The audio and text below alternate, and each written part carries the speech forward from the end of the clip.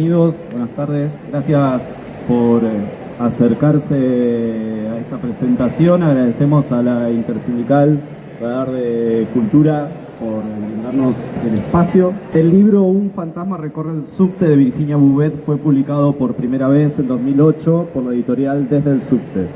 Traducido al portugués y al inglés, se presentó en distintas ciudades como Buenos Aires, Rosario, Mendoza, Santiago de Chile, San Pablo, Recife, Ciudad de México, Medellín y Londres. Esta es la cuarta edición del libro, publicada por el colectivo Historia Obrera, como parte de la colección Historia en Primera Persona. Tiene el prólogo original de nuestro secretario general recientemente fallecido, Beto Piarelli, y se suma al prólogo de Juan Carlos Sena, escritor y dirigente ferroviario durante las huelgas del ferrocarril de los 90. Así que, sin más, le damos paso a Virginia, que nos va a hablar de su libro. Buenas tardes, compañeros, compañeras, niñas. Yo entré a trabajar en subte con la privatización del año 94, era muy chiquita, tenía 19 años. Fui delegada enseguida, a los 21, y a partir de ahí fui delegada de nuevo, activista sindical, participé de la comisión de prensa que le hizo sostén a los delegados del subterráneo, después conocidos como metrodelegados. En esa función me tocó escribir comunicados, volantes, los comunicados que mandábamos a la prensa, entre otros materiales. Así todo, a mí nunca se me hubiera ocurrido escribir un libro.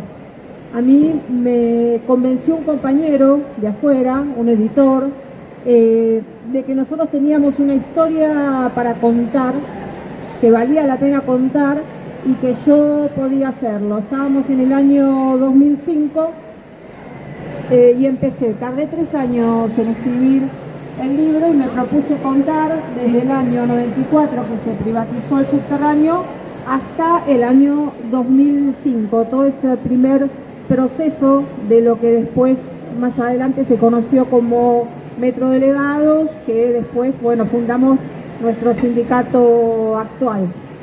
El libro cuenta desde la privatización y cómo la privatización significó una derrota para los trabajadores subterráneos, que pasaron a trabajar de un día para el otro 8 horas, cuando la jornada histórica en el subte era de 6.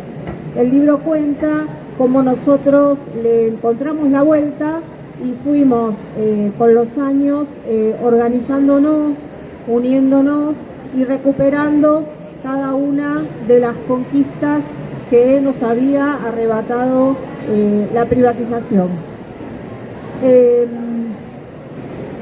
Hay una frase que se dice mucho y que yo no comparto, y es la frase que dice que a la historia la escriben los que ganan. Yo creo que no es así, que a la historia la escriben los que la escriben, que a la historia la escriben los que se animan a hacerlo, los que se atreven a hacerlo, los que se toman el trabajo de hacerlo y los que son convencidos por otros para hacerlo, y que es necesario que los trabajadores, que las trabajadoras nos tomemos el trabajo de relatar nuestras experiencias. ¿Por qué es importante que relatemos nuestras experiencias? Porque si no, esos procesos se pueden perder con el paso del tiempo. Además, esas experiencias le pueden servir a otros trabajadores.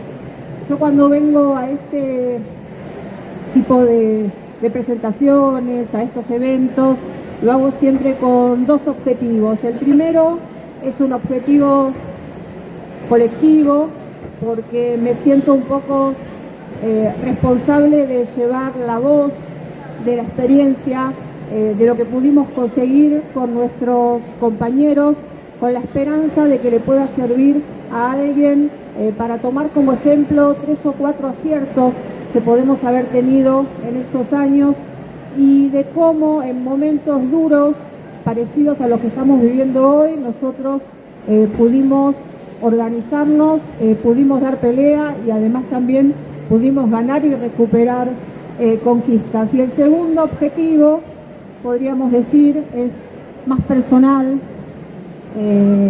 casi como una ilusión, porque a mí me gusta creer que en estos auditorios tal vez hay un trabajador, una dirigente sindical, un compañero que se va pensando, ¿y por qué yo no? ¿Por qué no soy yo quien pueda ser el que escriba la historia de mi lugar?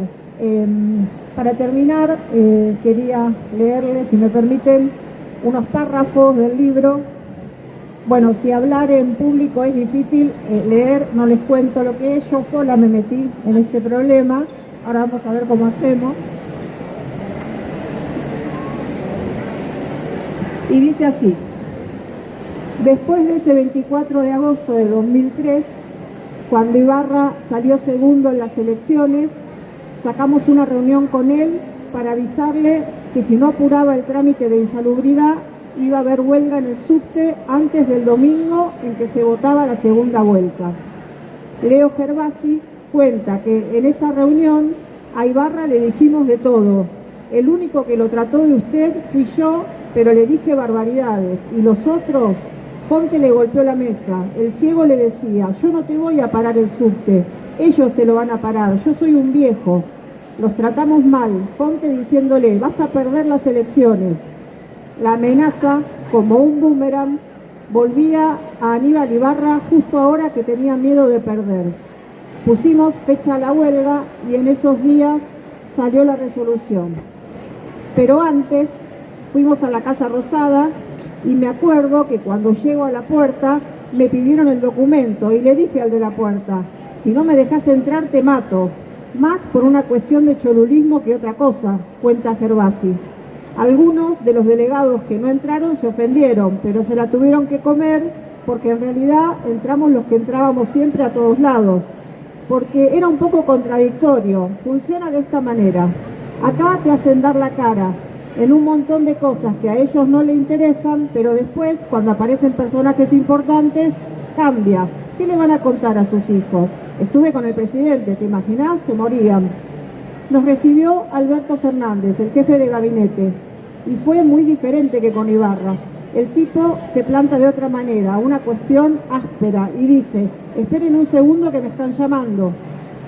Se retira, tarda 15 minutos, le digo a Charlie, che, mirá si entra con el presidente. Y que venga, dice Charlie, lo vamos a estar esperando. Y después entra Fernández, se sienta y dice, me llamó el presidente, me preguntó qué pasaba. Y ya nos cambió la cara a todos con ese solo comentario.